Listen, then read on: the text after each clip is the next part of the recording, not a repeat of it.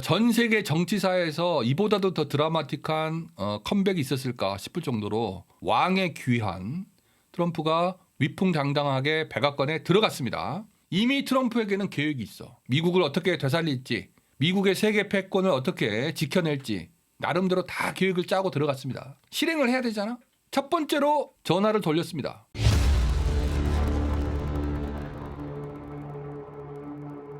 누구한테 돌렸느냐? 해외 정상한테 돌렸지. 푸틴도 아니고 시진핑도 아니고 윤석열도 아니고 MBS, 사우디의 왕세자 MBS한테 첫 번째 통화를 했어요. 여러분들 그 트럼프와 MBS의 관계는 좀 아시죠? 제가 다시 한번 정리를 해드리자면은 이 MBS는 미국이 픽한 왕자가 아닙니다.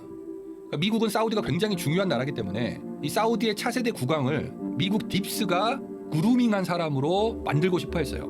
그래서 사우디 왕자들을 이제 미국으로 불러 들여가지고 뭐 유학생이다 뭐다 해가지고 그루밍을 하는 거야. 친미파로 만드는 거지. 그때 이제 지금 오래돼가지고 이름이 생각 안 나는데 미국 CIA, FBI에서 정보 교육을 받은 그런 또 왕자가 한 명 있었어. 그 사람이 왕세자였거든.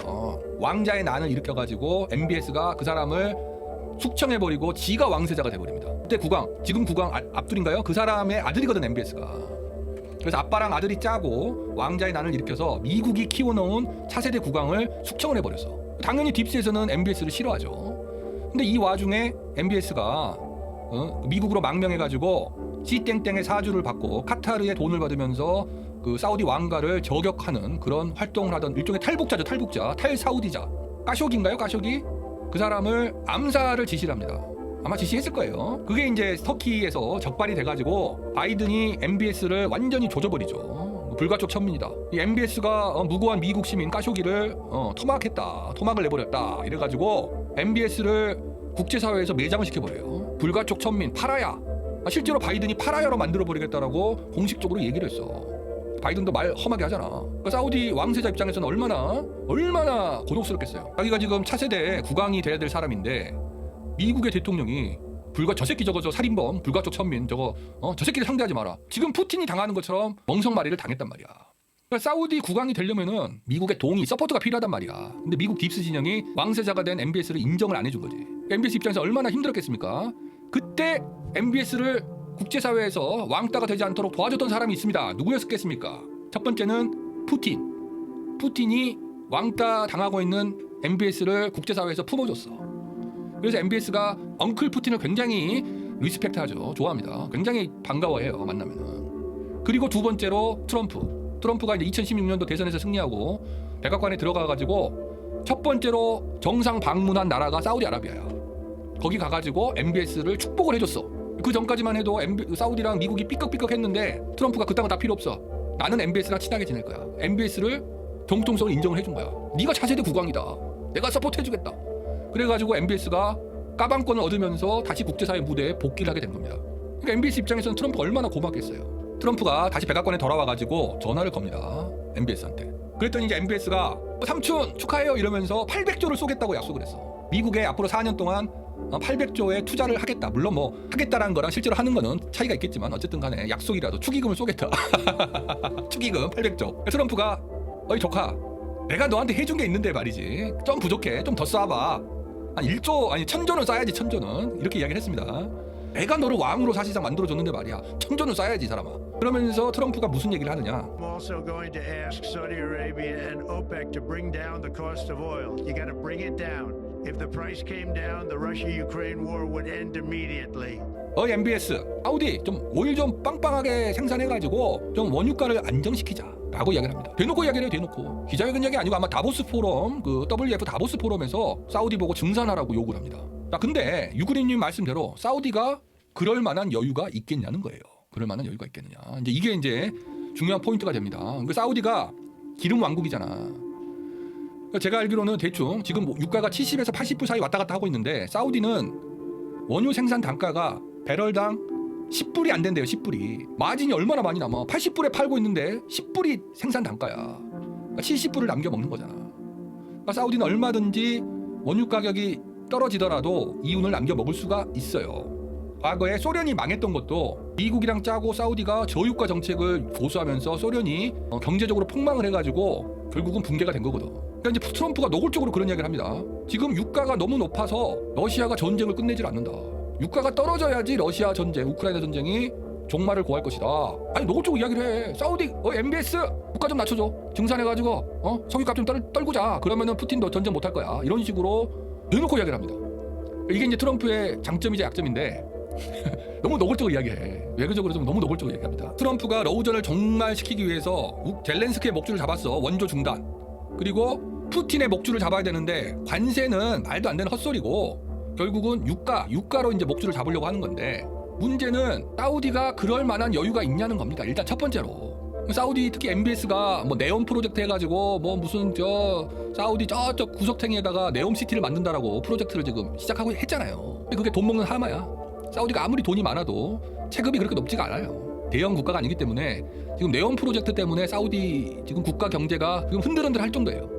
상황이 좋지가 않습니다. 예전에 사우디가 아니야. 지금 국가 재정이 그렇게 좋지가 않아. 근데 이런 상태에서 지금이 딱 좋죠. 한 80불, 70불 이 정도가 너무 고유가도 아니고 너무 저유가도 아니고 사우디 입장에서는 좋아. 10불에 생산해가지고 80불에 팔아먹는 지금 상황이 딱 좋은 겁니다.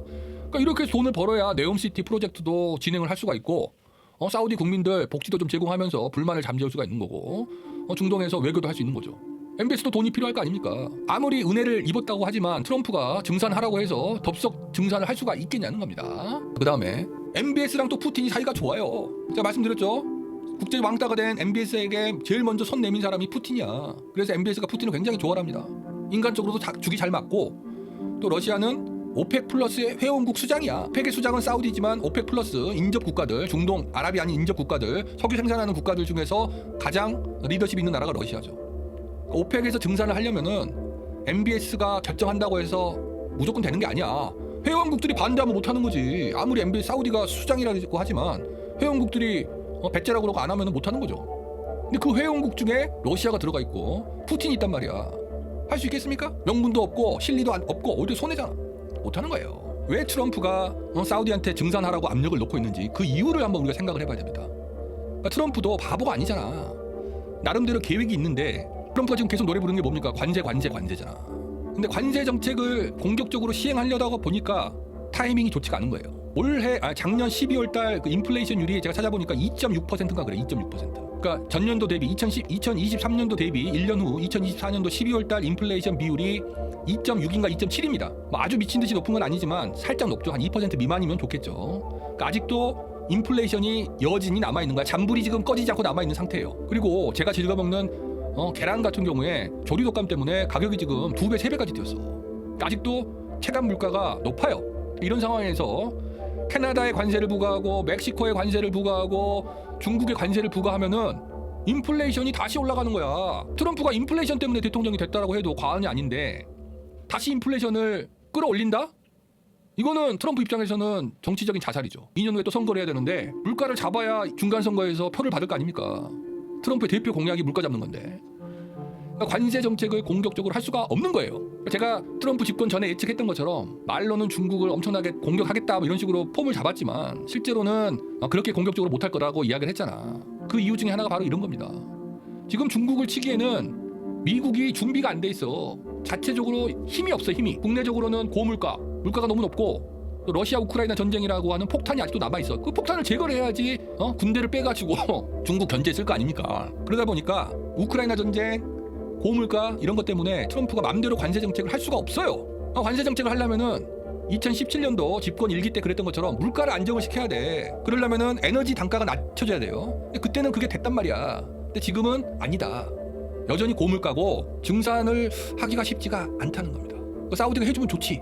그러니까 사우디한테 부탁을 하는 거예요. 강요를 하는 거야. 근데 사우디가 해주겠냐고. 만약에 사우디가 해줘가지고 에너지 가격이 낮춰진다 그러면은 트럼프가 자신감을 가지고 공격적으로 관세 정책도 밀어붙이고 막 할 거야. 근데 아직은 아니라는 겁니다. 그래서 앞으로 2025년 1년 동안 트럼프는 일단은 에너지 가격을 낮추는 쪽으로 뭐 국내 증산을 하든 뭐를 하든 노력을 해야 될 것이고 그래서 물가를 잡고 러우전을 빨리 정상화를 시켜가지고 미국이 이제 더 이상 우크라이나에 국력을 낭비하지 않게끔 중국한테 신경을 쓰게끔 상황을 정리를 해줘야 돼. 그게 안 된 상태에서는 중국을 압박을 가하기가 힘들다는 겁니다.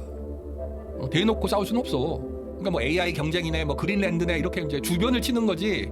대놓고 중국이랑 힘대결 하다가는 트럼프가 오히려 골로 가게 생겼어요. 트럼프가 오히려 역공당해가지고 국내 경제가 악화돼서 인기가 떨어질 수가 있습니다. 그러니까 트럼프도 주변 참모들이 조언을 해줬는지 일단은 관세 정책도 지금 말만 지금 거창하게 하고 있지 실제로 때리지 않고 있잖아. 캐나다도 그렇고 멕시코도 그렇고 시간을 주면서 안 할 명분을 주면은 니네들이 내가 요구하는 걸 들어주면은 안 때릴 거야 이런 식으로 여지를 주잖아요. 그래서 트럼프도 바뀐 국제 정치 현실을 이제 체감을 해야 됩니다. 지금 이미 러시아는 중국이랑 밀착했고 이란이랑 밀착했고 북한이랑 밀착했고 또 사우디랑도 예전보다도 훨씬 더 긴밀한 사이고 사우디가 뭐 러시아 뭐 방공 무기 산다는 말도 있던데 사우디는 원래 무기를 미국에서 샀잖아. 근데 미국 무기가 시원찮다는 게 우크라이나 전쟁에서 드러나는 바람에 사우디 입장에서는 야씨 차라리 러시아 무기가 더 가성비가 좋다. 그 사우디도 러시아 쪽으로 지금 붙는단 말이야. 브릭스는 이제 가입까지는 안 하고 있어요. 미국 눈치를 보느라고 안 하는 것 같아. 파트너 국가로 지금 간만 보고 있는데 그러니까 일단은 사우디가 굉장히 국제 정세에서 중요한 위치를 점하고 있는 건 맞아요. MBS가 요즘 조용하긴 했는데 여전히 사우디가 국제 정세, 러시아, 이란, 미국 관련해 가지고 영향력을 많이 가지고 있는 건 사실입니다.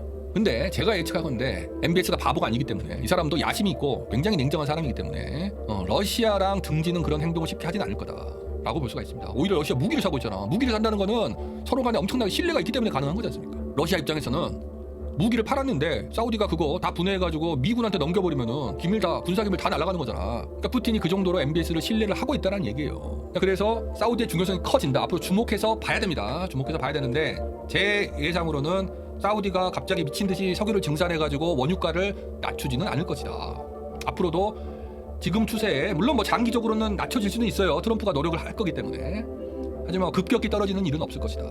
그리고 또 하나 러시아가 경제 제재를 맞으면서 산업을 다변화시켜가지고 유가가 좀 하락하더라도 버틸 만한 여력이 충분하다는 거예요. 전쟁을 그만해야 될 정도로 취약하지 않다. 트럼프 생각대로 러시아의 그 푸틴의 목줄을 잡을 수는 없을 것이다.